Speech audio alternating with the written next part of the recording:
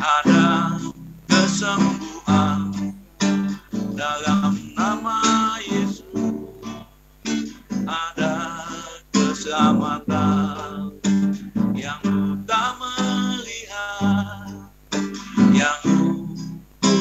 menyala. Dalam nama Yesus ada mujizat. Nama Yesus, nama Yesus, nama Yesus yang sembuhkanku. Nama Yesus, nama Yesus, nama Yesus yang pulihkanku. Nama Yesus, nama Yesus, nama Yesus yang sembuhkanku. Nama Yesus, nama Yesus, nama Yesus yang selamatkanku. Nama Yesus yang selamatkanku.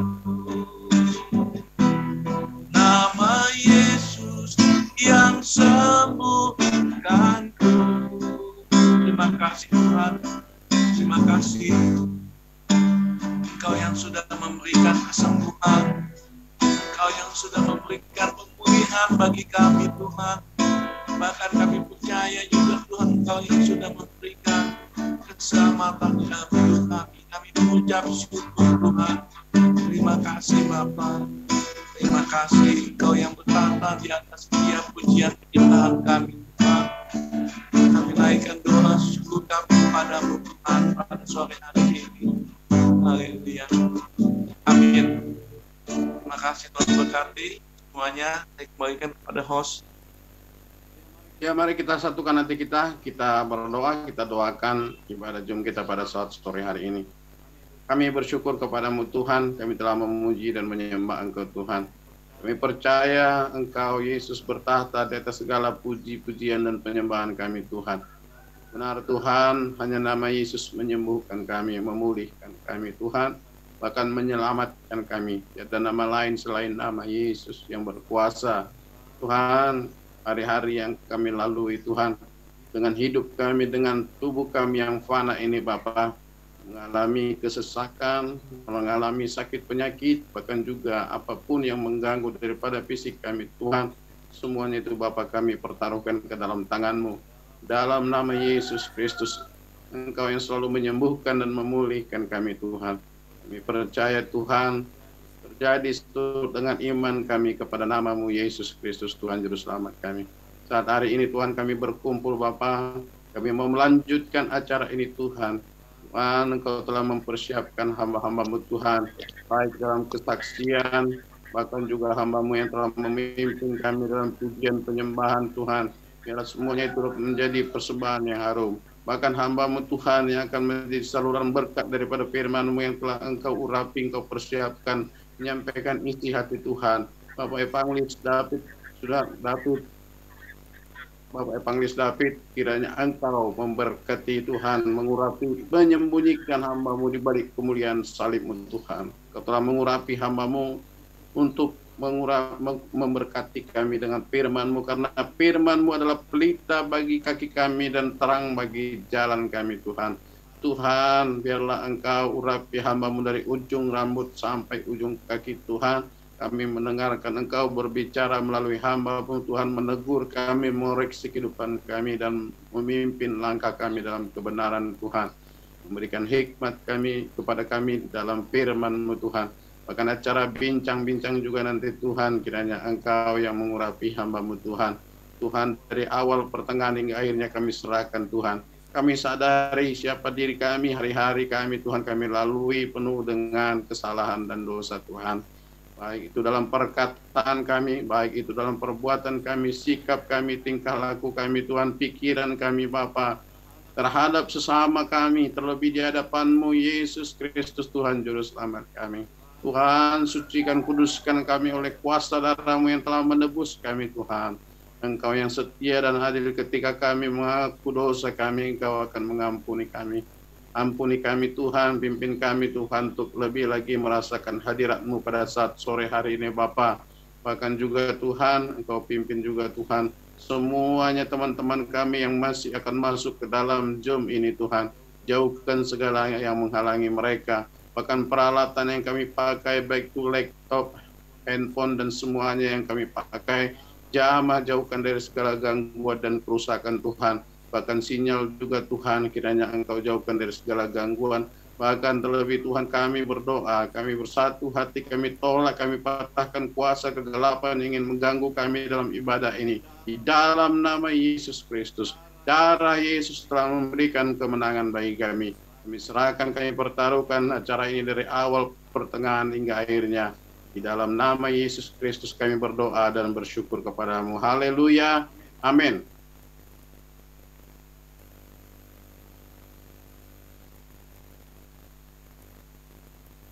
Ya, mungkin ada yang ingin bersaksi hamba-hambanya.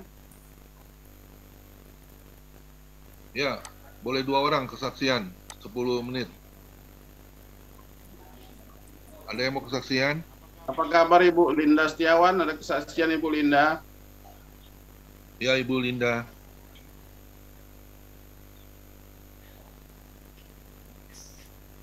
Mic-nya belum dibuka, Bu, mic-nya.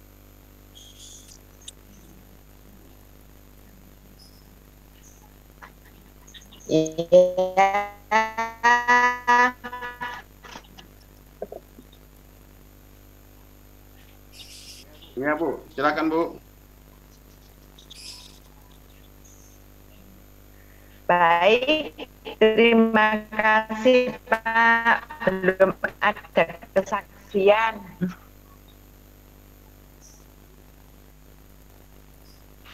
Ya, jaringan.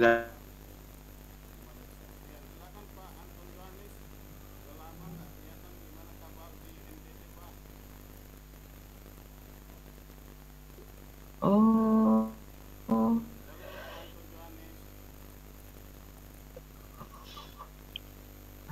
Aduh. Bisa.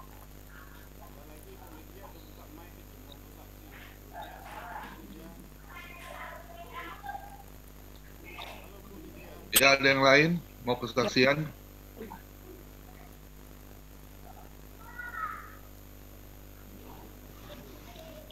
Kalau tidak ada, langsung masuk firman. Satu lagu lagi, Pak Kimli atau Pak Derison.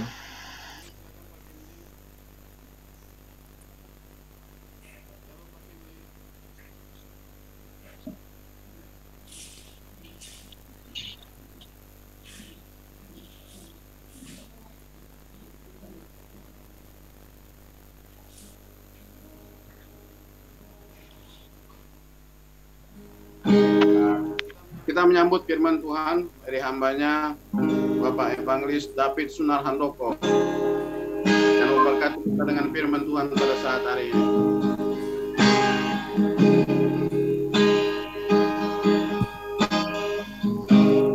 Ku menyembah dalam kudus hadirat-Mu.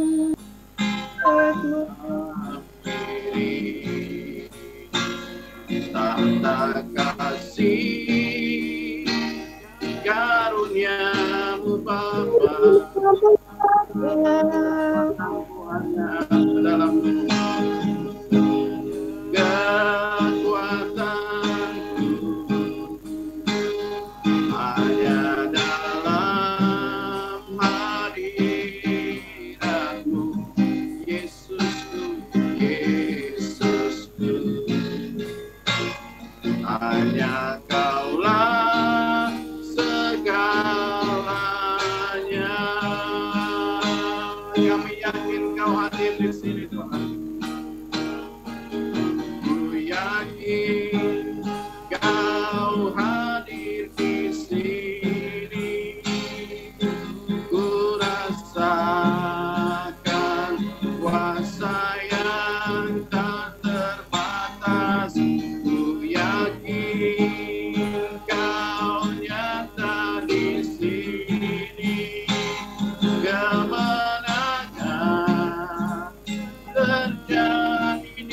sini.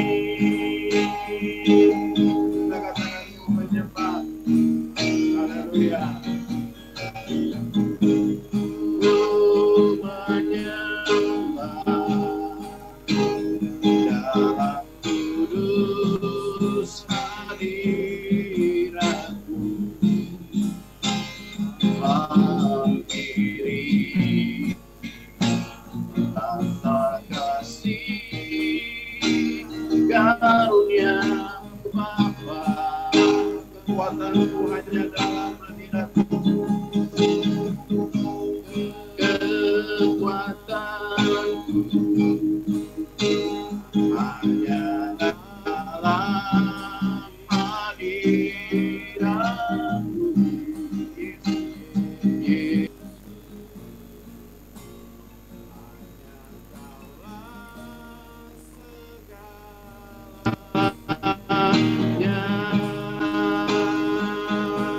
Kau hadir,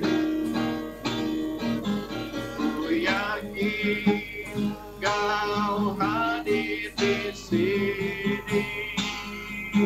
Ku rasakan kuasa yang tak terbatas. Ku yakin kau nyata di sini. Kemenangan terjadi di sini. Kesembuhan terjadi di sini. Kelepasan terjadi di sini. Kakak namanya Bapak Evangelis David. Haleluya. Ya, silakan Bapak David.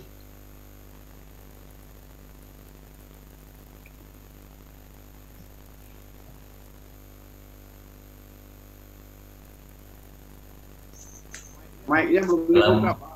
Ya, shalom, selamat sore semuanya. Shalom. Saya semuanya dalam keadaan sehat, diberkati Amin. Tuhan, Amin. bahagia, amin. Selamat sore, shalom, amin. Hari ini Shalom. izinkan saya menyampaikan pesan Tuhan dengan tema Kristen yang berkenan. Ya, menjadi tepat lengkapnya itu menjadi Kristen yang berkenan di hadapan Tuhan. Nah, sebelum nanti kita merenungkan firman Tuhan, kita akan baca dulu dari Matius 23. Kita buka Alkitab kita. Matius 23 ayat 1 sampai yang ke-12. Saya akan bacakan untuk kita semua. Matius 23 ayat 1 sampai yang ke-12. Maka berkatalah Yesus kepada orang banyak dan kepada murid-muridnya, katanya, ahli-ahli Taurat dan orang-orang Farisi telah menduduki kursi Musa. Sebab itu turutilah dan lakukanlah segala sesuatu yang mereka ajarkan kepadamu, tetapi janganlah kamu turuti perbuatan-perbuatan mereka, karena mereka mengajarkannya tetapi tidak melakukannya. Mereka mengikat beban-beban berat, mereka meletakkannya di atas bahu orang, tetapi mereka sendiri tidak mau menyentuhnya. Semua pekerjaan yang mereka lakukan hanya dimaksud supaya dilihat orang. Mereka memakai tali sembahyang yang lebar dan jubah yang panjang.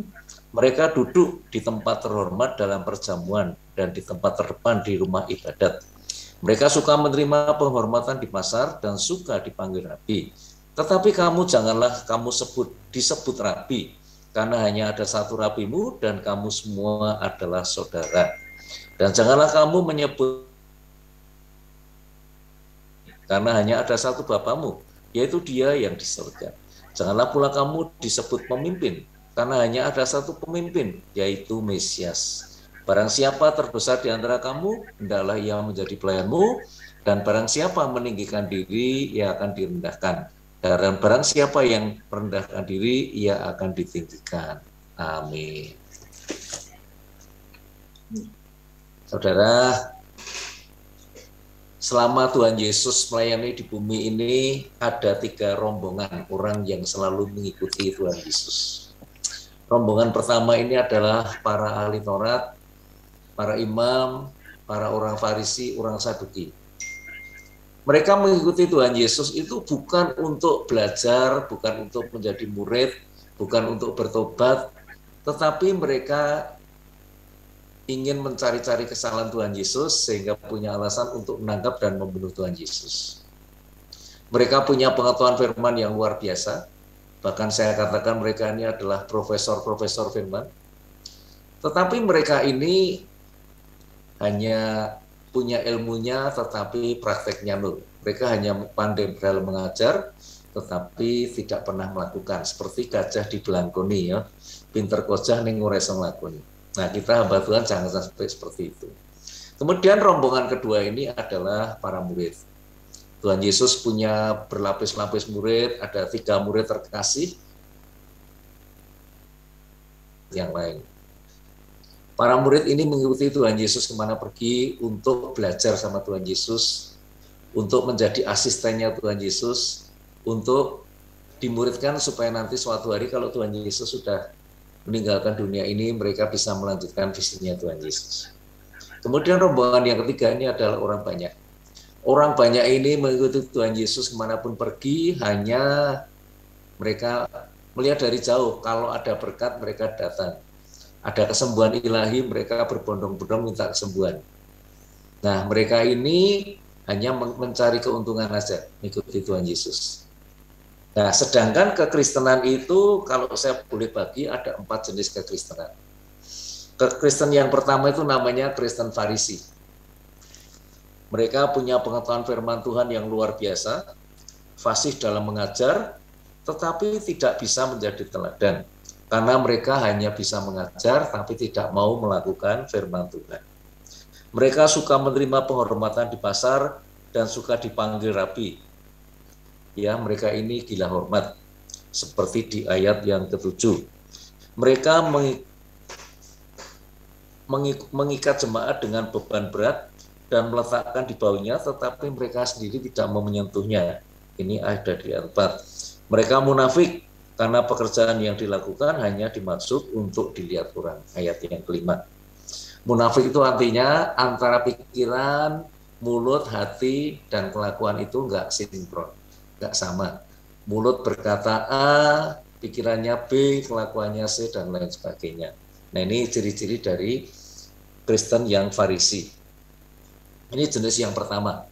Kemudian jenis yang kedua, itu namanya Kristen tong kosong berbunyi nyaring. Kalau saya singkat menjadi Kristen TKBN, ya, tong kosong berbunyi nyaring. Mereka tidak mempunyai pengetahuan firman Tuhan yang memadai, tetapi mereka ingin tampil dimanapun, ya, ingin menonjol dimanapun, terutama di dalam gereja, di dalam persekutuan doa, di dalam komsel, di dalam perkumpulan-perkumpulan Kristen. Nah, ini jenis Kristen tong kosong berbunyi nyaring. Kemudian jenis yang ketiga adalah Kristen KTP. Kalau KTP singkatannya Kristen tanpa pertobatan. Mereka nggak pernah ke gereja, nggak pernah berdoa, nggak pernah baca Alkitab, nggak pernah melakukan firman Tuhan. Mereka belum kenal siapa itu Tuhan Yesus secara pribadi. Satu-satunya tanda yang mereka miliki hanya KTP-nya. KTP-nya tulisannya agamanya Kristen. Tetapi yang lainnya nggak ada sama sekali. Ini Kristen KTP. Kemudian yang terakhir itu namanya Kristen yang berkenan di hadapan Tuhan. Nah, orang yang jenis seperti ini, mereka memiliki pengetahuan firman Tuhan dan pengalaman rohani, serta mereka ini adalah pelaku-pelaku firman yang cakap. Jadi mereka bukan hanya gajah di belangkoni, iso kocah ning reso nglakoni, tetapi mereka betul-betul mereka memahami firman Tuhan, bukan hanya teorinya, tetapi sampai prakteknya, dan sudah berbuah, mereka punya banyak kesaksian. Saya itu paling sedih kalau di dalam sebuah persekutuan seperti ini, suruh kesaksian pada nggak punya kesaksian. Kalau orang tuh hidupnya selalu pakai hukum Tuhan, terus selalu dipimpin Roh Kudus, dan apapun yang dilakukan dibungkus dengan kasih Kristus, mereka pasti setiap hari punya kesaksian. Entah kecil, entah besar. Kesaksian kan tidak harus membangkitkan orang mati, kesaksian yang luar biasa, enggak. Kesaksian itu bagaimana kita mengalami pengalaman pribadi bersama Tuhan Yesus. Bagaimana kita mengalami kebaikan Tuhan Yesus, zaman Tuhan Yesus. Nah, itu sudah bisa menjadi kesaksian.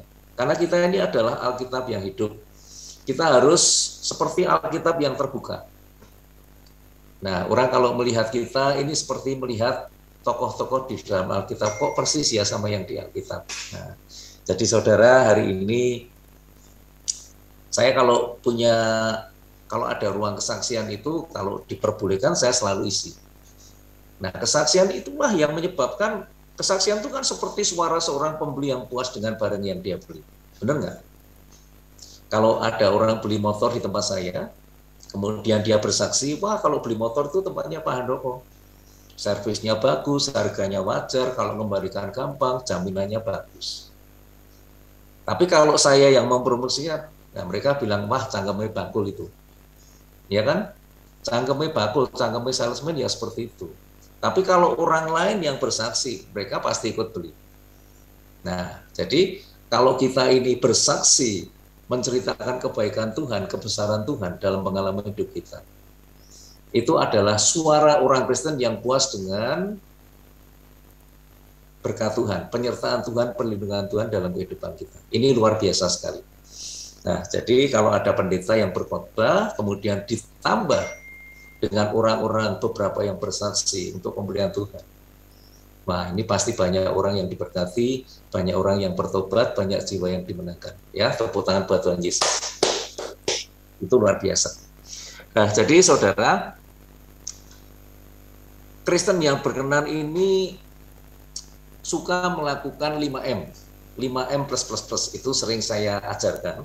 M yang pertama adalah mendengar firman Tuhan. Pastikan tiap hari kita meluangkan waktu untuk mendengar firman Tuhan. Sekarang mendengar firman Tuhan itu bisa lewat Zoom, bisa lewat Google ya, bisa lewat YouTube, bisa lewat CD, kaset, di radio, dan lain sebagainya. Kalau saya siaran radio itu setiap hari Rabu dan Jumat jam 6 sampai jam 7 pagi. Ya, kabar baik dari Jogja 90.3 FM bisa didengarkan juga lewat streaming. Nah, ini bisa dengarkan seluruh dunia. Kemudian setelah mendengar firman Tuhan, pada waktu mendengar kita jangan lupa mencatat supaya nanti bisa membaca ulang. Melakukan M yang kedua itu membaca firman Tuhan. Nah, pada waktu kita membaca, kita harus masuk yang M ketiga, yaitu merenungkan firman Tuhan siang dan malam. Di dalam merenungan ada 3 M kecil, yaitu meneliti firman Tuhan dengan 5W plus 1H, what, where, why, who, why. Kemudian hanya itu how, bagaimana caranya. Nah, setelah kita meneliti, kita harus menghafal ayat yang penting. Kemudian yang terakhir itu memperkatakannya. Kata-kata itu punya kuasa. Amin. Pada waktu kita memperkatakan firman Tuhan, ada kuasa yang keluar dari mulut kita. Kemudian setelah kita merenungkan, kalau kita berhenti di situ, kita cuma jadi Kristen Farisi, saudara. Tapi kalau dilanjutkan dengan melakukan firman Tuhan, nah kita akan menjadi orang-orang bijaksana. Kita akan menjadi pelaku-pelaku firman yang bijaksana. Kemudian setelah kita mengalami peristiwa, mengalami pengalaman pribadi bersama Tuhan Yesus karena sudah melakukan firman Tuhan. Walaupun Bapak Ibu itu punya pengetahuan firman yang luar biasa, gelarnya profesor, doktor, karburator bocor, ngocor-ngocor ya. Tapi kalau Bapak Ibu ini nggak punya pengalaman pribadi, sudah mempraktikkan firman Tuhan dengan tuntunan Roh Kudus dan dibungkus dengan kasih Kristus, semua itu nggak ada gunanya. Tuhan Yesus nggak butuh profesor firman. Yang ditarik Tuhan Yesus adalah pelaku-pelaku firman. Tuhan Yesus akan memberi gelar mereka orang-orang bijaksana. Orang yang mendengar firman Tuhan kemudian melakukannya, ia seperti orang yang bijaksana. Yang mendirikan rumah di atas batu sehingga pada waktu datang banjir dan badai, rumah itu tetap berdiri kokoh. Tetapi orang yang mendengar firman Tuhan kemudian dia tidak melakukannya, ia seperti menipu dirinya sendiri. Ia akan menjadi seperti orang yang bodoh, yang mendirikan rumah di atas pasir, sehingga pada waktu datang banjir dan badai, rumah itu akan roboh dan besar kerusakannya. Nah, jadi saudara yang dikasih Tuhan, melakukan firman Tuhan itu adalah bagian terpenting. Amin. Kalau saudara setiap hari melakukan firman Tuhan, makanya firman Tuhan itu harus jadi pondasi yang kokoh dalam kehidupan kita. Benar nggak? Kemarin waktu saya disuruh ngajar di UKRIM ya, mengenai kewirausahaan, saya bilang, kalau jadi pengusaha Kristen, gunakan firman Tuhan sebagai pondasi yang kokoh. Sehingga kita nggak bisa diombang-ambingkan. Jangan-jangan nanti saya ajari teori bisnis, nanti Anda malah masuk penjara, malah digunakan untuk yang nggak benar. Tapi kalau kita punya dasar firman Tuhan yang kokoh, kita nggak bisa keluar jalur, kita takut berbuat dosa. Kita pasti selalu berada di jalan Tuhan. Nah, kemudian yang terakhir itu adalah memberitakan. Kita saksikan, kita sebarluaskan berita mengenai apa yang kita alami. Berita mengenai kabar baik. Yesus sudah datang ke dunia sehingga menjadi banyak orang yang diselamatkan. Nah, kalau kita sudah melayani Tuhan, kita sudah bukan hanya anak Tuhan, sudah menjadi pelayan Tuhan, apalagi jadi hamba Tuhan, apalagi menjadi budak beliannya Tuhan. Ya, kita harus lanjutkan dengan melakukan 2M lagi. M yang ke-6 adalah memuridkan. Nah, setelah itu mengutus. Jadi kita jangan hanya berhenti memuridkan. Tuhan Yesus kan memuridkan ya, 12 murid, kemudian dilanjutkan 70 murid yang lain. Sehingga pada waktu Tuhan Yesus sudah selesai tugasnya, Tuhan Yesus naik ke surga. Wah, sekarang muridnya Tuhan Yesus sudah jadi miliaran, sudah banyak. Nah, bagaimana dengan kita? Kita harus melanjutkan dengan memuridkan. Kemudian kita harus mengutus murid-murid kita supaya terjadi multiplikasi atau pelipat ganda. Ini penting sekali. Nah, kemudian Kristen yang berkenan itu mereka ngerti apa arti kata memikul salib dan menyangkal diri. Tuhan Yesus kan berkata, barang siapa tidak memikul salib dan menyangkal diri, dia tidak layak menjadi muridku. Memikul salib itu artinya memikul beban pelayanan. Menyangkal diri itu artinya menyalibkan kedagingan. Artinya rela hidup di dalam roh dan kebenaran, hidup seturut dengan firman Tuhan, sesuai dengan ajaran dan perintah Tuhan, hidup takut akan Tuhan, hidup kudus, hidup berkenan di hadapan Tuhan. Nah, jadi saudara yang dikasihi Tuhan, ingat, roh kita ini penurut, tetapi daging kita ini lemah. Jadi ini seperti di Markus 14 ayat 38.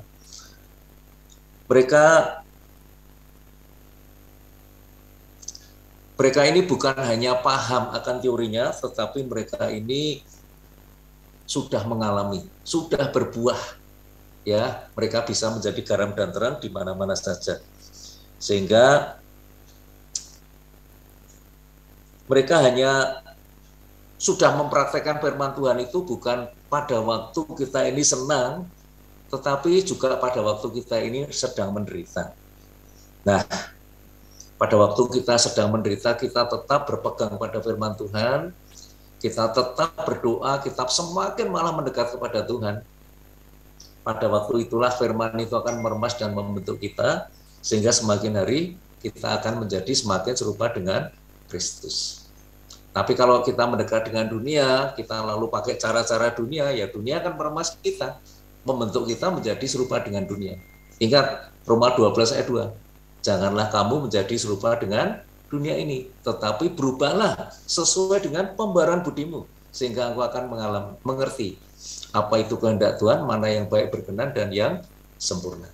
Jadi pada waktu kita ini membiarkan hidup kita ini digilas, dikuasai oleh himpitan dunia, dunia akan meremas dan membentuk kita menjadi serupa dengannya. Tapi kalau kita digencet seperti apapun, kita semakin mendekat sama Tuhan. Seperti Ayub. Pada waktu istrinya Ayub bilang, kutukilah Allahmu, kemudian matilah. Pada waktu Ayub di puncak penderitaannya, di mana semua hartanya diambil Tuhan, diambil itu di perandangan iblis ya, anaknya 10 mati semua temannya meninggalkan, kayaknya sudah kiamat ya saudara. Istrinya malah bilang, kutukilah Allahmu, kemudian matilah, tapi Ayub menjawab, kamu seperti perempuan gila. Kalau kita mau menerima semua yang baik dari Tuhan, kenapa kita nggak mau menerima yang nggak baik? Karena Ayub tahu, di balik setiap masalah, di situ pasti ada berkat tersembunyi. Amin. Karena Ayub tahu, kita harus bisa membedakan. Kalau kita punya penderitaan itu, ini masalah, ini ujian, atau ini pencobaan. Masalah itu gini, setiap persoalan yang terjadi dalam hidup kita, tetapi juga dialami oleh semua orang. Misalnya ada banjir, ada COVID-19. Ini masalah karena seluruh dunia ngalami. Misalnya ada banjir ya, satu kampung banjir semua, ya semua ngalami. Ya caranya atasnya gimana? Kita harus doa korporat. Kita minta sama Tuhan agar Tuhan menolong kita agar banjir itu segera berlalu. Nah, kalau ujian itu, setiap masalah yang terjadi dalam kehidupan kita, yang diizinkan Tuhan terjadi agar kita ini naik peringkat, agar kita ini belajar, agar kita ini mengalami, kita semakin hari semakin naik peringkat, seperti Ayub. Pada waktu Ayub lulus ujian, dia naik peringkat. Dia lebih kaya 2 kali lipat. Anaknya yang dulu tiap hari dugem tiap malam ya, Ayub tiap malam tiap pagi doakan siapa tahu berbuat dosa lah. Kalau tiap malam pesta pura ya pasti buat dosa isinya. Benar nggak?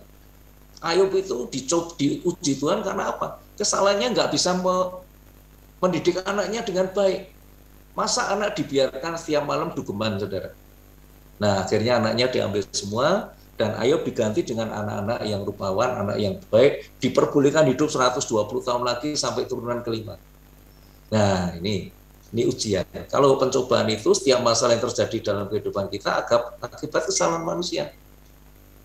Kesalahan siapa? Kita atau orang lain. Itu namanya pencobaan. Ya caranya gimana? Ya kita harus bertobat, saudara. Minta ampun sama Tuhan. Kalau ujian caranya gimana? Kita minta kekuatan Tuhan, bukan minta ampun, tapi minta kekuatan sama Tuhan. Nah, jadi saudara, ini Kristen yang kedua. Kristen yang terakhir yaitu Kristen yang berkenan. Kemudian pertanyaannya sekarang, bagaimana caranya menjadi Kristen yang berkenan? Nah, ada 3 langkah sederhana seperti ayat yang kita baca. Yang pertama, jangan menjadi Kristen Farisi. Kristen Farisi itu walaupun memiliki pengetahuan rohani yang luar biasa, punya gelar, ya, gelar S1, S2, S3, S lilin, S teler, dan lain sebagainya, saudara. Gelarnya double-double. Memiliki kedudukan yang hebat, terkenal. Tetapi walaupun mereka ini juga cakap dalam mengajar, tetapi tidak mau melakukan apa saja yang diajarkan oleh Tuhan. Ya mereka ini ya tetap aja menjadi orang-orang yang munafik.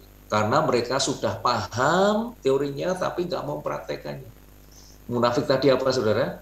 Antara hati, pikiran, mulut, dan tindakan itu nggak sinkron, berlawanan. Nah, jadi pada waktu kita menjadi orang yang munafik, wah ini yang Kristen yang paling berbahaya, saudara. Saudara kalau ketemu dengan orang yang munafik kan pasti rasanya mau muntah, benar nggak? Wah ini bicara pikiran sama ini nggak sinkron itu. Saya kalau ketemu sama orang itu udah wah males luar biasa. Ingat Tuhan Yesus itu tidak mencari profesor firman, tidak mencari ahli firman, tetapi Tuhan mencari ahli-ahli firman. Tuhan tidak mencari orang yang mampu tapi nggak mau, tetapi Tuhan mencari orang yang mau walaupun belum mampu. Tuhan punya jutaan cara untuk merubah orang yang nggak mampu tadi, tetapi punya kemauan yang luar biasa, menjadi lebih mampu daripada yang mampu, saudara. Ingat, firman Tuhan mengatakan yang terdahulu bisa jadi yang terkemudian bisa menjadi yang terdahulu. Tuhan bisa memakai orang yang bodoh untuk mempermalukan orang yang beriman. Seperti saya ini, saudara, saya ini kan nggak sekolah Alkitab, SMA aja nggak lulus. Tapi pada waktu Tuhan panggil saya untuk melayani Tuhan, saya nggak usah mikir-mikir, langsung yes, semua saya tinggalkan. Kemudian saya dimuridkan selama 3 tahun, Tuhan pertemukan saya dengan pendeta Yudi, dimuridkan selama 3 tahun. Nah kemudian Tuhan mulai utus saya. Saya ini pertama kali diutus tuh bingung-bingung, wah aku ki rumi sopopo. Saya tuh aslinya kan nggak pandai berbicara, gagap mulut, gagap lidah. Tetapi Tuhan ubah saya yang tadinya gagap mulut dan gagap lidah menjadi fasih lidah. mulai dibentuk dengan saya disuruh ikut seminar public speaking, ya, seminar MC, pelatihan dan lain sebagainya, sampai akhirnya saya malah dipakai Tuhan untuk menjadi pengajar public speaking di seluruh Indonesia, keliling-keliling Indonesia. Murid saya sudah 2000 lebih. Nah, jadi saya bilang sama Tuhan, Tuhan pakai hidup saya, pakai tim saya, pakai tenaga saya, pakai harta saya, pakai hidup saya untuk kemuliaan nama-Mu.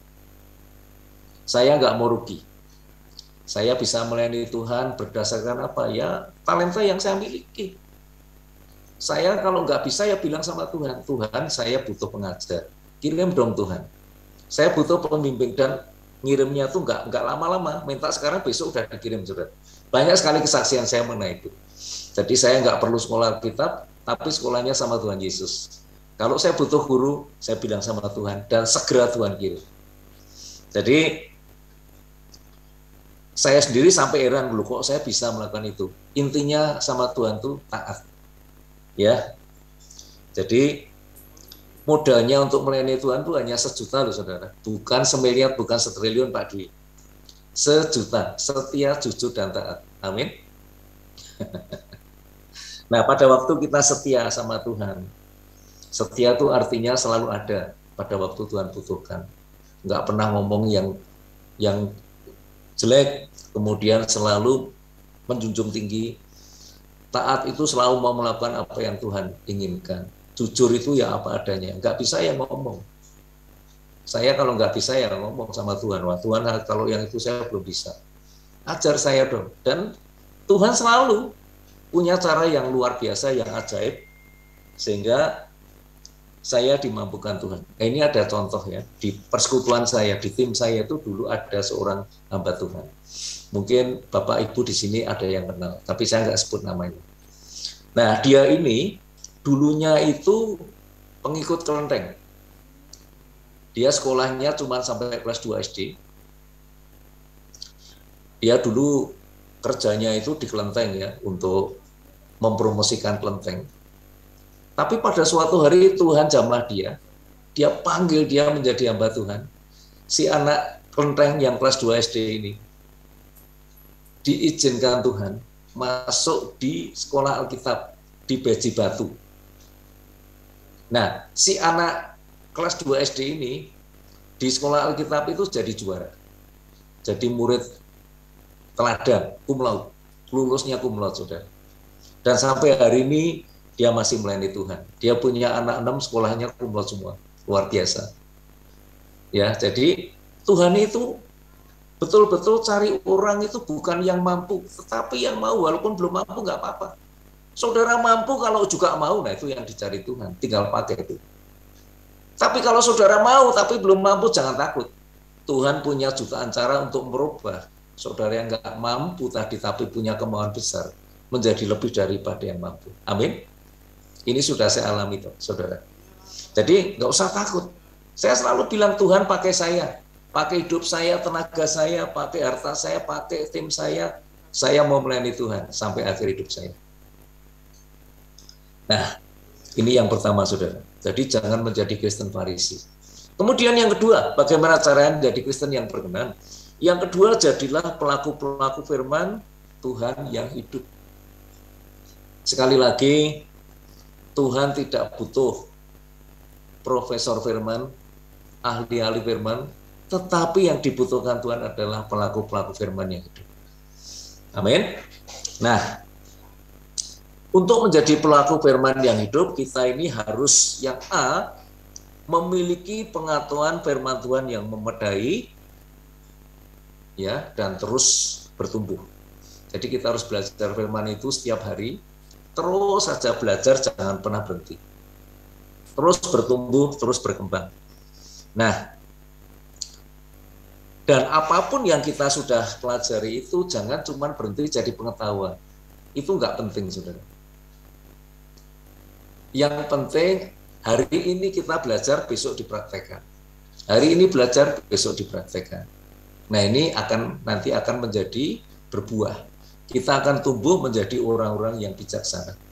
Kita akan tumbuh menjadi alatnya kerajaan Tuhan. Nah, Sebenarnya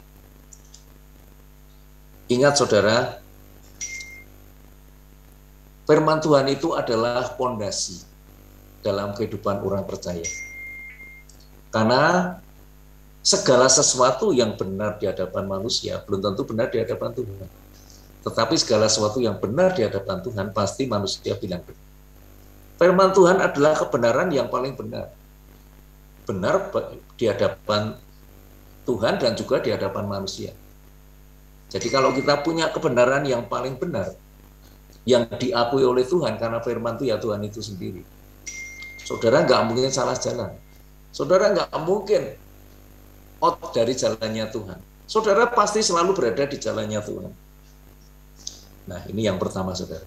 Kemudian yang B itu, kita harus belajar untuk hidup dipimpin Roh Kudus. Saya kalau pergi naik mobil sendiri, kebetulan nggak ada temennya. Ngobrol sama siapa? Ya ngobrolnya sama Roh Kudus. Saya bilang, Tuhan Yesus, Roh Kudus, saya ini mau pergi. Tapi saya nggak ada temani saya dong. Nanti saya mau cari ini, mau ini, Tuhan tolong dipertemukan, tolong dibuat mudah, tolong dibuat berhasil. Dan ya selama ini luar biasa. Tuhan selalu tolong saya. Nah, ini caranya untuk hidup dipimpin oleh Roh Kudus. Kita berkomunikasi. Nah, kalau kita terus gunakan, kita ini hidup di dalam roh, kalau saudara ini nggak pernah hidup di dalam roh, nggak pernah punya kehidupan doa yang baik, ya kita nggak bisa hidup dipimpin Roh Kudus. Gimana? Dipimpin oleh pikiran kita, dipimpin kedagingan kita lebih konyol lagi. Tapi kalau kita sudah terbiasa hidup dipimpin Roh Kudus, itu luar biasa. Pertama, hidup dalam standar kebenaran firman Tuhan, yang selanjutnya hidup dipimpin Roh Kudus, dan yang terakhir, pastikan apapun yang kita lakukan supaya nggak sia-sia harus dibungkus dengan kasih Kristus. Amin. Di 1 Korintus 13 ayat 1-3 dikatakan, walaupun kamu bisa berbicara dengan bahasa malaikat, punya iman memindahkan gunung, membagikan semua hartamu, kemudian berikan tubuhmu untuk dibakar, tapi tanpa kasih semuanya itu apa, saudara? Sia-sia, nggak ada gunanya. Jadi walaupun saudara ini melayani dengan sangat baik, saudara melayani dengan sepenuh hati, tapi kalau di situ nggak ada kasih Kristus yang rela berkorban, kasih Kristus yang tidak ada batas, pelayanan saudara itu nggak ada hasilnya, nggak ada dampaknya. Jadi 3 hal ini kita harus betul-betul jalankan. Pertama, harus dasari dengan firman Tuhan. Yang kedua, kita harus hidup dipimpin oleh Roh Kudus. Dan yang terakhir, pastikan apapun yang kita lakukan dibungkus dengan kasih Kristus. Saudara, jangan jemu untuk berbuat baik. Jangan lupa dan jangan jemu. Kalau kita ini memiliki kasih Kristus, Alkitab kan bilang, barang siapa tidak mengasihi, dia tidak mengenal Allah, karena Allah adalah kasih. Jadi pada waktu kita ini nggak jemu untuk berbuat baik, nggak lupa untuk berbuat baik, nggak kapok untuk berbuat baik, saudara. Saudara senang berbuat baik, walaupun tidak direspon. Itu artinya saudara sudah melakukannya dengan kasih Kristus. Pastikan apapun yang kita lakukan sudah dibungkus dengan kasih Kristus. Nah, kemudian yang langkah terakhir, bagaimana caranya kita menjadi Kristen yang beneran? Kita harus menjadi orang-orang Kristen atau bahkan hamba-hamba Tuhan yang rendah hati, seperti di ayat yang ke-11. Ayat ke-11 bilang gini, barang siapa terbesar di antara kamu, hendaklah ia menjadi pelayanmu. Kemudian ayat 12-nya, dan barang siapa memberikan diri, ia akan direndahkan, dan barang siapa merendahkan diri, ia akan ditinggikan. Jadi saudara, seorang pemimpin yang baik, yang memimpin bukan dengan jabatannya, tetapi dengan kerendahan hatinya. Nah, dia akan memimpin dengan cara melayani. Jadi contohnya itu di dunia nyata itu sekarang ada, yaitu Presiden Jokowi, saudara. Saya selalu bilang sama hamba-hamba Tuhan teman saya, Pak Jokowi itu Muslim, kita ini Kristen. Tapi saya salut dengan Pak Jokowi karena dia lebih Kristen daripada kita, walaupun dia Muslim. Dia dihujat, diejek, dihina, dibully seperti apapun, nggak balas. Padahal dia punya jabatan, dia punya kuasa. Mau balas fites sana, fites ini beres. Zaman Pak Harto, tuntaskan beres. Pak Jokowi nggak mau. Dia diem aja, nggak balas. Tetapi semua orang yang bully Pak Jokowi satu persatu, kalau nggak mati ya masuk penjara. Semua orang yang bully Ahok juga sama. Ya, Ahok bilang, kalau kamu bully saya ini hamba Tuhan, ya saya tinggal lapor sama Tuhan saya. Nanti biar Tuhan yang bertindak, wong saya bukan hakim. Dan ternyata sampai hari ini, semua yang bully Ahok itu, satu persatu kalau nggak mati, di penjara. Nggak ada yang kelewat sudah.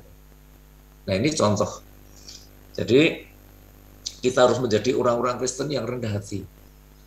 Pak Jokowi itu walaupun bukan Kristen, dia Muslim, tapi saya selalu mengatakan dia lebih Kristen dari saya. Dia orang yang luar biasa, yang Tuhan pilih untuk Indonesia. Dan harapan kita memang ya kalau bisa 3 periode. Tapi ya saya bilang nggak ada yang mustahil. Kalau Tuhan memang berkehendak, nggak ada yang bisa nolak kok. Pak Jokowi dulu jadi presiden itu apa pakai duit? Enggak. Kalau orang yang jadi presiden pakai duit itu ya itu bukan melalui jalan Tuhan, tapi ya jalan dunia. Tapi kalau Pak Jokowi itu jadi presiden nggak pakai uang, ya itu karena masuk dalam rencana Tuhan. Kita doakan supaya Tuhan memberikan presiden yang terbaik untuk Indonesia. Amin. Ya bisa Pak Jokowi untuk 3 periode atau nanti bisa Pak Ahok atau bisa juga Pak Ganjar. Tapi saya percaya Tuhan pasti akan memberikan yang terbaik untuk Indonesia. Kita nggak perlu demo, kita cukup berdoa. Kita semua doa serempak agar Tuhan memberikan presiden yang terbaik untuk Indonesia. Apa yang sudah dibangun Pak Jokowi selama 10 tahun ini kan dahsyatnya luar biasa sudah.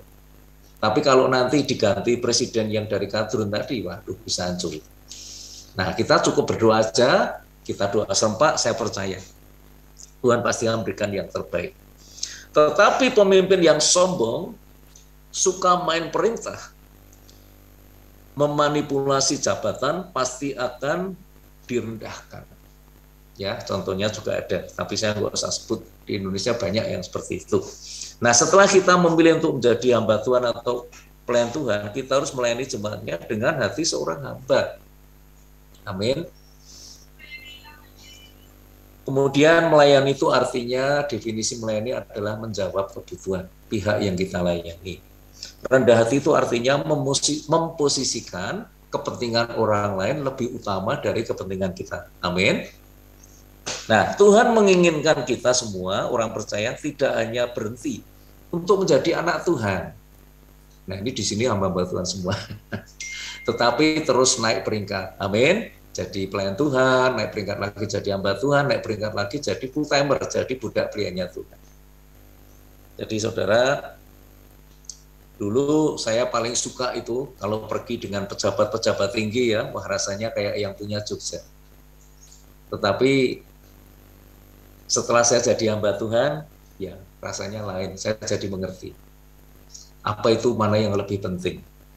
Kita ini menjadi pemimpin, menjadi garam terang, bukan dengan jabatan kita, tapi kita gunakan kerendahan hati kita, gunakan kasih kita untuk memimpin. Kita memimpin bukan dengan jabatan, bukan dengan kesombongan, tetapi dengan kapasitas kita memimpin, karena pengetahuan kita gunakan kerendahan hati kita, sehingga setiap orang yang berada di bawah pimpinan kita, mereka diberkati. Nah, kesimpulan kita pada malam hari ini yang pertama, Tuhan tidak mencari ahli-ahli firman yang munafik seperti orang-orang Farisi, tetapi Tuhan mencari pelaku-pelaku firman. Pelaku-pelaku firman yang rendah hati, pelaku firman yang hidup, pelaku firman yang penuh kasih. Agar Tuhan bisa memakainya sebagai alat kerajaannya untuk melanjutkan visinya di bumi. Sebelum Yesus naik ke surga, Tuhan Yesus berkata apa? Dalam amanat agungnya, Matius 28 ayat 19-20, pergilah jadikan semua bangsa sebagai muridku, dan baptislah mereka atas nama Bapa, Putra, dan Roh Kudus. Ini harus kita lanjutkan. Kita harus mengalami multiplikasi, pelipat gandaan, dengan cara memuridkan, kemudian mengutus murid-murid kita. Kemudian yang kedua, bagaimana caranya menjadi Kristen yang berkenan di hadapan Tuhan. Kemudian yang A, caranya yang A, jangan menjadi Kristen Farisi seperti ayat 2 tadi. Kemudian yang B, jadilah pelaku-pelaku firman yang hidup seperti di ayat 3. Dan yang terakhir, jadilah pemimpin atau hamba-hamba Tuhan yang rendah hati. Seorang hamba Tuhan atau seorang pelayan Tuhan itu pasti dipakai Tuhan sebagai pemimpin-pemimpin rohani. Amin. Di kelompok kita dimanapun itu secara alamiah pasti akan dia diberi Tuhan ruang untuk memimpin, untuk menjadi garam dan terang, untuk menjadi berkat bagi sama. Jadi saya punya suatu prinsip, saudara. Prinsip saya, dimanapun kapanpun saya berjumpa dengan setiap orang, saya harus memastikan setiap orang yang berjumpa dengan saya itu diberkati. Entah karena nasihat saya, atau karena keteladanan saya, atau karena motivasi yang saya berikan, atau karena teguran saya, atau karena kata-kata saya, mereka diberkati. Atau dari pemberian saya, atau dari apapun. Pastikan, setiap orang yang berjumpa kita ini diberkati.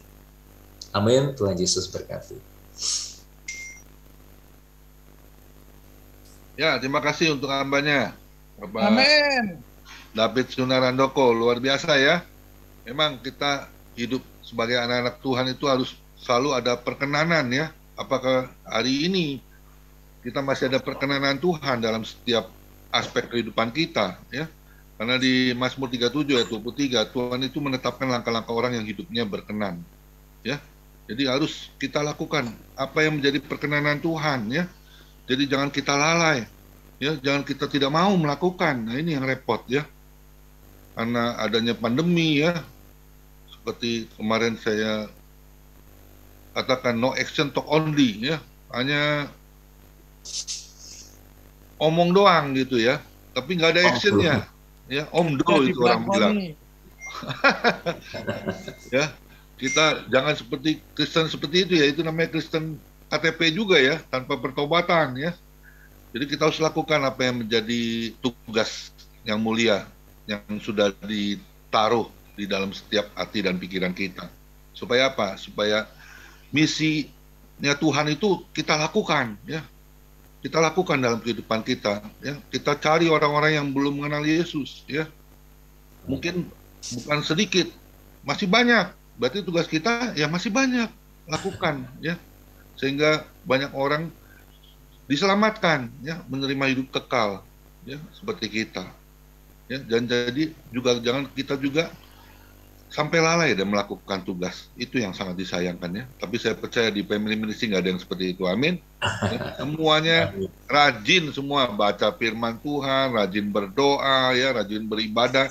Dan ibadah family ministry ini kan setiap hari loh. Jangan main-main, ini setiap hari ya. Bisa pusing 7 keliling ya. Tapi kalau kita mau taat, nah ini ya, Keluaran 19 ayat 5. Jika engkau sungguh-sungguh mendengarkan firman Tuhan dan memegangnya ya, nah itu kita akan menjadi harta kesayangan Tuhan ya dari segala bangsa, karena dikatakan akulah yang punya kerajaan di bumi dan di surga. Amin. Yuk kita lakukan ya. Kita ini sedang berlomba-lomba mencapai garis finish. Untuk apa? Memperoleh mahkota kehidupan yang nggak bisa dibeli dengan uang disogok, kecuali dengan pengorbanan kita melakukan apa yang menjadi kemauan Tuhan ya, sehingga dia katakan di Markus 1 ayat 11, maka terdengarlah suara dari surga, engkaulah anakku, kepadamulah aku berkenan. Amin. Tuhan Yesus memberkati. Sekali lagi Bapak David Sunarandoko yang sudah memberkati firman Tuhan. Silakan satu lagu sebelum doa syafaat, Ibu Lydia. Ya, kita sambut doa syafaat. Kita telah diberkati firman Tuhan agar kita tidak menjadi TKBN, tong kosong berbunyi nyaring atau Amin. NATO, no action talk only, sama katanya. Silakan Bu Lydia, sehabis pujian kita doa syafaat. Aku mengasihi Engkau, Yesus, dengan segenap hatiku. Aku mengasihi Engkau, Yesus, dengan segenap jiwaku. Ku renungkan firman-Mu siang dan malam. Ku pegang perintah-Mu dan ku lakukan. Kau tahu ya Tuhan, Kau tahu ya Tuhan, tujuan hidupku hanyalah untuk menyenangkan hati-Mu. Kita katakan, aku mengasihi Engkau, Yesus. Haleluya. Aku mengasihi Engkau, Yesus, dengan segenap hatiku. Aku mengasihi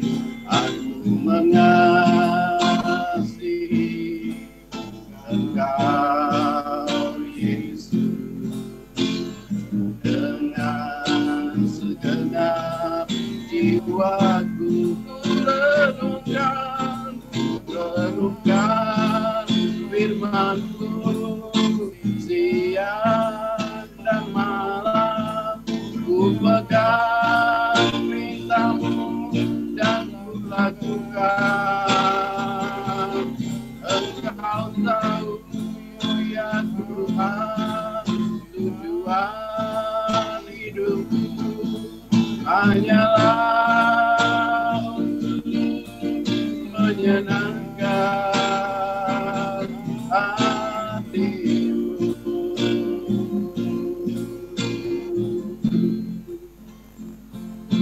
Silakan Ibu Lydia.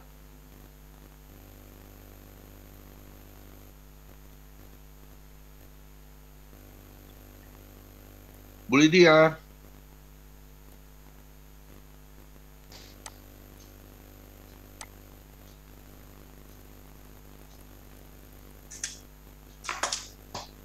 Atau diganti Bu Messi deh, Bu Messi. Dulu Pak.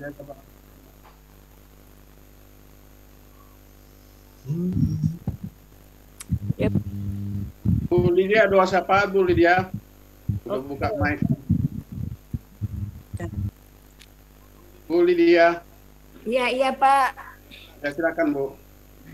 Sekarang Ya, ya Bapa kami dalam surga, kami boleh bersyukur, terima kasih, kami boleh mendapat firman-Mu kembali menjadi satu pegangan buat hidup kami, supaya kami lebih sungguh-sungguh lagi untuk berjalan bersama dengan Tuhan.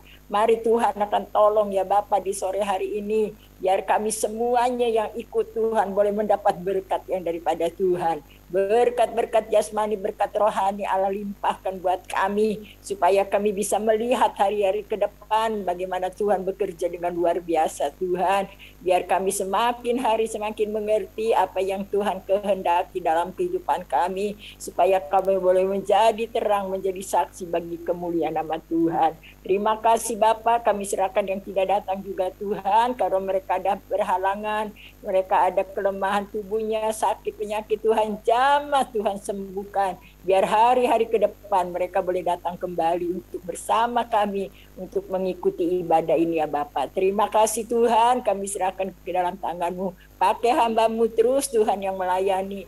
Pak David ya Bapak, biar kau sertai, kau campur tangan buat hamba-Mu, biar mereka terus diberikan kekuatan, kesehatan, hikmat yang daripada Tuhan. Terima kasih Bapak, kami serahkan semuanya ke dalam tangan pengasihan Tuhan. Tuhan menolong juga buat bangsa negara kami Tuhan, kau tolong buat Bapak Presiden, Wakil, Kabinet pusat sampai ke daerah Tuhan tolong. Biar semuanya mereka Tuhan boleh bekerja dengan baik ya Bapak, bisa menata kota, bisa Tuhan menjaga kebersihan ya Bapak. Biar semuanya Tuhan akan menolongnya ya Bapak. Kami serahkan ke dalam tangan pengasihan Tuhan. Biar tangan Tuhan yang akan menolong, menyertai dan campur tangan Tuhan. Terima kasih Bapak, kami serahkan semuanya ke dalam kasih-Mu. Kami juga terus Tuhan mendoakan buat di Ukraina Tuhan, kau tolong Bapak dengan Rusia ya Bapak, yang peperangan masih terus berjalan. Kami mohon pimpinan Tuhan, penyertaan Tuhan, biar Tuhan kedua negara ini, biar mereka ada damai Tuhan. Banyak korban jiwa Tuhan, banyak korban Tuhan. Keadaan rumah-rumah mereka ya Bapak, biar kasih Tuhan akan menolong semuanya ya Bapak. Kami serahkan ke dalam tangan kasih-Mu, biar tangan Tuhan terus menolong, menyertai dan campur tangan Tuhan. Terima kasih Bapak, kami serahkan semuanya ke dalam tangan pengasihan Tuhan. Biar Tuhan akan tolong, biar ada kedamaian Tuhan di mana-mana tempat. Biar kasih-Mu melanda semuanya ya Bapak. Terima kasih Tuhan, kami serahkan semua ke dalam tangan kasih-Mu. Kami juga terus mendoakan buat Bapak Pendeta Komingguan Tuhan, Engkau terus berikan kekuatan, kesehatan, hikmat yang daripada-Mu. Semua yang mengambil bagian dalam pekerjaan ini, Tuhan berkati semuanya ya Bapa. Kami serahkan semuanya ke dalam tangan pengasihan Tuhan. Biar Tuhan tolong Tuhan, biar kami semakin hari lebih mengerti lagi kehendak Tuhan di dalam setiap kehidupan kami.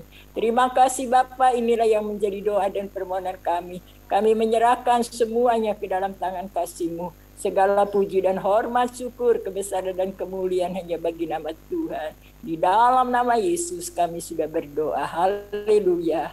Amin. Mari kita angkat kedua tangan kita terima berkat yang datangnya dari Tuhan Yesus. Tuhan memberkati engkau dan Tuhan melindungi engkau. Tuhan menyinari engkau dengan wajahnya dan memberi engkau kasih karunia. Dan Tuhan menghadapkan wajahnya kepada kita semua yang hadir, memberi damai sejahtera. Diberkatilah kesehatanmu, diberkatilah keluargamu, diberkatilah pekerjaanmu, dan diberkatilah pelayananmu. Sampai Tuhan Yesus datang di awan-awan yang permai menjemput kita orang-orang yang saleh yang sudah diberkati oleh firman Tuhan. Sama-sama kita katakan, amin. Tuhan Yesus memberkati kita semua. Silakan Bapak Johannes Sumarmo untuk bincang-bincang.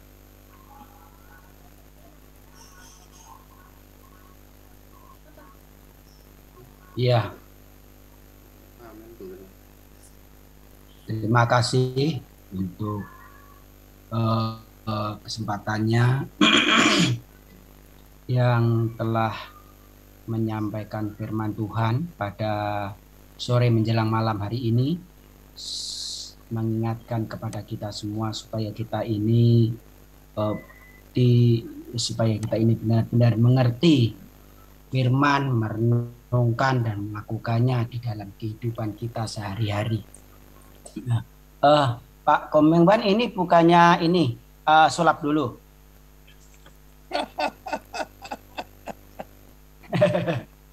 Sholatnya itu atas izin itu Pak Dwi, itu pendeta Pak Dwi. Kalau Pak Dwi atau yang bilang sholat, ya kita sholat dulu. Sulap. Ya, puji Tuhan, terutama hambanya Pak David Sunarandoko. Mungkin bapak-bapak belum tahu lebih mendalam, ini sangat-sangat kita semua diberkati dan diteguhkan. Beliau ini sesuai dengan pengakuan latar belakangnya orang biasa yang dipakai Tuhan menjadi luar biasa. Di Jogja bahkan internasional dunia, beliau adalah kolektor, yaitu mobil, terus kemudian motor-motor, sepeda tua, kacamata juga. Kita rasanya ya terkagum-kagum, takjub kok bisa. Ya. Dan memang saya mengaminkan setiap orang yang taat, setia, dan berkenan kepada Tuhan, tidak usah takut. Bapak Amin. David Handoko luar biasa. Hobinya juga karunia dan talenta dari Tuhan luar biasa. Ya, sampai orang bule pabriknya sendiri aja melihat koleksi dari beliau ini, hambanya, terkagum-kagum. Bahkan dilihat itu mungkin entah berapa miliar dolar itu asetnya. Nah, itulah tanda ketekunan. Mau cari mobilnya Pak Soekarno ada. Sepeda-sepeda yang merek-merek kuno waktu kita dulu mungkin tahun 60-an, mungkin bahkan tahun 50-an, saya belum lahir, punya. Jumlah sepedanya 2.000 unit. Motornya, mobilnya, dan sebagainya.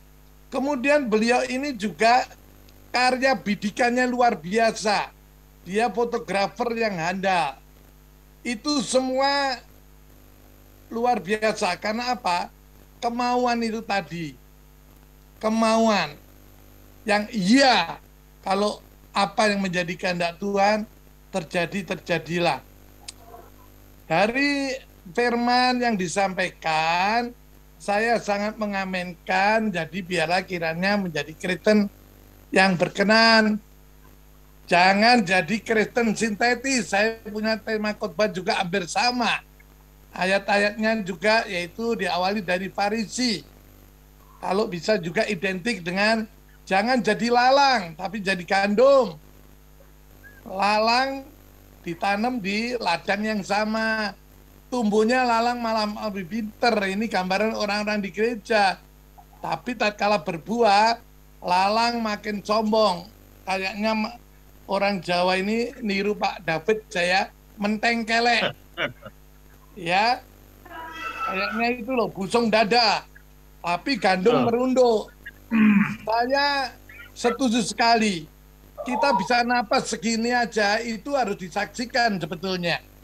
Baiklah, saya muncul kesaksian saya untuk menyimpulkan firman yang sangat teramat memberkati dan menegur setiap kami, bahkan kalau dilihat di YouTube atau mungkin yang lain, biarlah kiranya ada kuasa untuk menobatkan mereka. Nyanyian ini dari saya masih anak-anak. Sampai sekarang tidak lekang oleh waktu karena ini merupakan suatu komitmen, janji kita, tugas kita, kemudian cara-cara tadi sudah disampaikan untuk menjadi berkenan, jangan jadi orang Farisi tentunya, kebalikannya semua, harus berketahuan firman, jadi hamba Tuhan yang rendah hati. Nyanyiannya begini nih, 8 bait, suara saya mungkin serak, Pak Nikolas mungkin kalau bisa nanti bermusik ya. Nyanyiannya gini. Amin. Nyanyiannya begini. Ku senang jadi Kristen. Ngapain? Cuma minta berkat. Itu mah jenis Kristen yang tadi itu dari jauh ya, toh? Melayani jadi pelayan harus rendah hati. Ku baca Alkitab, itu SOP Tuhan supaya tahu ngelanggar atau tidak ngelanggar. Dengar suaranya, aku diampuni.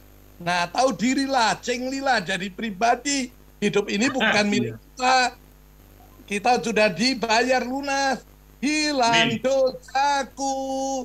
Kalau berkenan, berpadan pada firman, janjinya Tuhan ya dan amin. Istana menanti, surga rumahku. Saya ulangi ya, tapi saya putus-putus. Ku senang jadi Kristen, melayanihu. Ku baca Alkitab, dengar suaranya. Aku diampuni, hilang dosaku. Istana menanti, surga rumahku. Luar biasa. Jadi mari intinya jangan jadi Kristen, saya sebut tadi sering disebut oleh hambanya Kristen KTP, itu namanya Kristen tanpa pertobatan. Saya tambahin, apa bedanya ayam sama penyu? Waktu berkayar telur, jangan jadi Kristen ayam. Baru nelor satu, petok, petok, petok.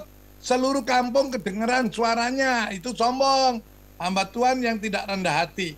Tapi penyu, telurnya 100 lebih. Dia diam-diam, malah tidak ada orang tahu. Maka jadi Kristen penyu. Nah, kalau secara bahasa, supaya diingat, jangan jadi Kristen kalau. Kebanyakan saya temui selaku hamba Tuhan, di gereja kebanyakan Kristennya kalau. Kalau aku diberkati, aku baru melayani. Kalau aku sembuh, kalau aku sukses, kalau aku berhasil, kalau aku ada waktu. Tapi mari kita sudah ditegur firman Allah, kita jadi Kristen walau atau meskipun. Sadrak, Abednego, Daniel, meskipun Allah yang aku sembah, walaupun dia tidak menolong, aku tetap tidak tergoyahkan. Jadi seperti itu. Amin. Jadi Kristennya walau, jangan meskipun. Sebelum saya memberikan satu trik sulap, saya akan membacakan ini loh supaya ngerti untuk peneguhan dari hambanya, ya Bapak David, Sunar Handoko, pekerjaan vs pelayanan. Bila Anda melakukannya untuk mendapatkan nafkah, itu pekerjaan. Bila Anda melakukannya karena untuk Tuhan, itu pelayanan. Bila Anda pikirkan hanya kesuksesan, itu itu pekerjaan. Bila yang Anda pikirkan hanya kesetiaan, itu pelayanan. Maka seringkali orang nggak rendah hati, gampang tersinggung, baperan, pindah gereja. Sehingga gereja terakhirnya selalu gereja GCC, gereja jalan-jalan. Bila Anda berhenti karena tidak ada yang berterima kasih, itu pekerjaan. Bila Bapak Ibu Anda terus bekerja walaupun tidak pernah dikenal siapapun, itu pelayanan. Bila Anda semakin sulit menikmati yang Anda kerjakan, itu pekerjaan. Bila Anda semakin menikmati yang Anda kerjakan, itu pelayanan. Kalau tidak percaya, tanya aja sama hambanya. Ya, luar biasa. Dia jalan-jalan, lihat alam semesta, dan sebagainya. Bila Anda harus keluar karena ada yang mengkritik, itu pekerjaan. Bila Anda bekerja, walaupun dikritik habis-habisan, itu pelayanan. Jadi kesimpulannya, gereja atau komunitas dinamakan orang Kristen hanya biasa-biasa saja karena dipenuhi oleh orang-orang atau pribadi yang bekerja. Tetapi gereja yang luar biasa, Tuhan aplaus sama kita, bangga memiliki kita, gereja yang luar biasa pasti dipenuhi orang-orang yang melayani. Haleluya. Tuhan memberkati. Mantap. Nama Tuhan. Maka untuk itu kita harus mengerti seperti ini. Memang sulap ini saya paling dalam pandemi ini pikirannya juga harus kreatif.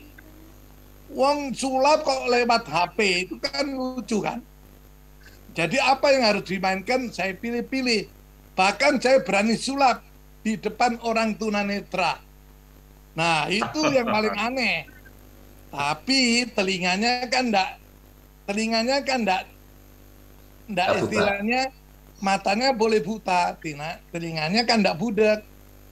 Yes. Justru pikiran, ingatan, perasaan itu luar biasa dari orang sehat, istimewa. Karena mereka kalau enggak seperti itu karena karunia Tuhan, mana bisa membaca huruf Braille? Hanya diraba-raba dia bisa baca. Jadi yang saya berikan yaitu telinga yang mendengar. Saat ini yang saya hadapi ya Bapak Tuhan. Seperti apa sulapnya? Jangan kemana-mana, saksikan yang satu ini. Saya menggunakan ini tidak mengajar Anda berjudi. Kita hamba Tuhan semua. Judi itu dosa. Dosanya mana? Katanya yang punya duit. Duit-duit gua sendiri, nyari panas kehujanan, duit-duit sendiri. Dosa tetap definisi dosa harus dibaca. Tadi harus tahu firman. 1 Yohanes 3:4, dosa melanggar perintah Tuhan. Karena dosa itu pelanggaran perintah Allah. Jadi mana yang dilanggar? Ya salib itu yang dilanggar. Kalau intim nama Tuhan vertikal, buktikan. Jangan seperti Farisi. Om Do, kasihlah semua manusia. Ya, Markus 12 ayat 29, 30. Sekarang no comment dengan itu semua. Ini cuma alatnya. 9 keriting. 9 angka terbesar dari Yero 6. 1, 2, 3, 4 sampai 9. Keriting kekotoran hidup. Karena Roma 3 ayat 10 dikatakan ada tertulis tidak satupun orang benar di muka bumi.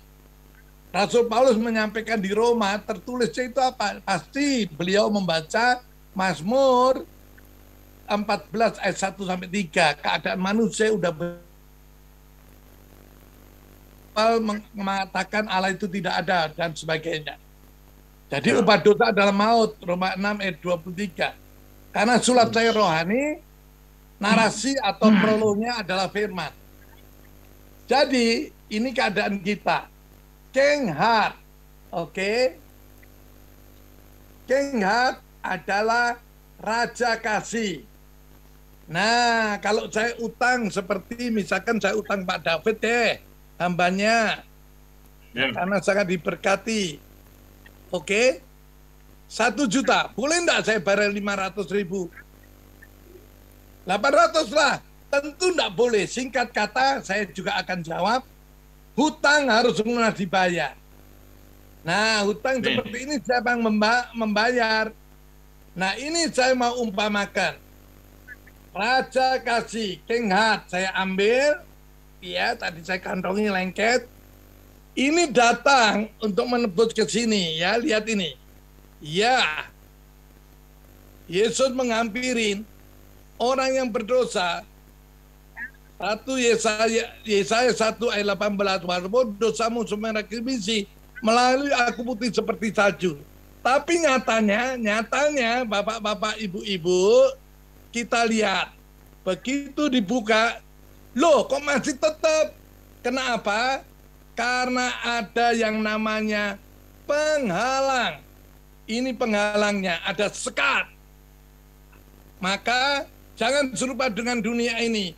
Jangan jadi orang Farisi. Itulah sekat-sekat untuk tidak berlakunya janji Tuhan kepada kita anak-anaknya. Maka yang benar, sekat ini harus diambil seperti ini. Aduh, lengket sebentar. Nah, seperti ini diambil. Kemudian ini ya datang ke sini, sudah tidak ada sekat. Oke?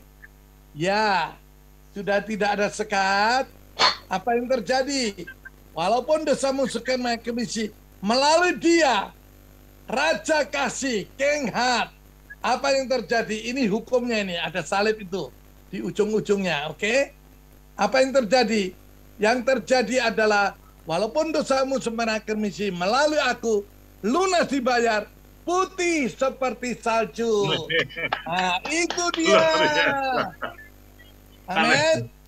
Nah, mungkin yang di Sumeng ini, terutama mungkin Pak Direction atau Pak Yohanes, ya, mungkin Pak Joni, atau ibu-ibu juga, Ibu Linda Setiawan, nanya kan, loh, mana yang keriting? Betul enggak? Nanya enggak? Manggut ya? Manggut. Kalau nanya, manggut. Betul? Kalau benar hatinya, mana yang keriting nanya, maka dengar baik-baik. Ini tajam. Malaikat di surga berkata, terlalu. Kalau udah ditebus, jangan cari dosa-dosa lagi, bro, Pak, Bu. Amin. Kita bertanggung jawab menjaga kekudusan. Karena dosanya sudah ditanggung di Kalvari. Haleluya. Haleluya. Sudah ditanggung oleh Yesus. Maka jangan cari dosa-dosa lagi. Terlalu. Tuhan memberkati. Haleluya. Terima kasih Pak David, Pak Komingwan, dan Bapak Ibu semuanya. Terima kasih Pak Dwi. Tuhan berkati.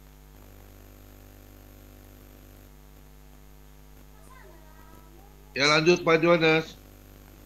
Ya. Kalau ada tanggapan atau pertanyaan mengenai firman Tuhan yang telah disampaikan oleh Pak Evangelis David Sunarhandoko, saya persilahkan untuk Ibu Linda Setiawan. Silakan Ibu Linda Setiawan. Selamat sore Cik Linda. Kok nggak keluar suaranya itu? Di mute. Ya, selamat sore. Selamat sore, Bu. Belum ada pertanyaan. Belum ada pertanyaan. Ya, jelas, terima kasih. Amin. Ya, terima kasih Bu Linda. Sudah bergabung ya. Terima kasih. Ya. Selanjutnya Ibu Christine Calvin Francis, silakan. Shalom, shalom. Maafkan tadi saya terlambat karena ada pelayanan penjara dulu tadi dan saya baru bisa gabung ya. Tapi saya justru dari penjelasan Pak Dwi tadi saya tahu bahwa ini adalah antara pekerjaan dan pelayanan ya. Pak Sunar, seringkali orang mengatakan begini, hiduplah, menghidupkan organisasi atau menghidupkan gereja kita bukan hidup dari organisasi atau hidup dari gereja. Nah, kalau ada pernyataan seperti ini, bagaimana dengan kehidupan hamba Tuhan yang pekerjaan mereka atau pelayanan mereka adalah pekerjaannya juga, dan mereka dikatakan di Alkitab dengan jelas bahwa setiap orang yang bekerja berhak mendapatkan upahnya. Nah, kalau menurut Bapak ini bagaimana? Katanya kita harus memberi saja dan lebih baik memberi daripada menerima. Lah, piye gimana kalau banyak juga ya pendeta atau hamba Tuhan yang justru hidup dari maaf kalau saya mau katakan persembahan. Nah, ini bagaimana Bapak menanggapi antara pekerjaan dan pelayanan ini? Yang kedua, kebanyakan di antara kita kalau misalnya, ayo kamu ini ya, dia seorang pekerja misalnya, seorang pengusaha ya, dan ayo kita pelayanan, dia bilang, oh yang melayani kamu aja, saya bekerja ya, padahal dia di gereja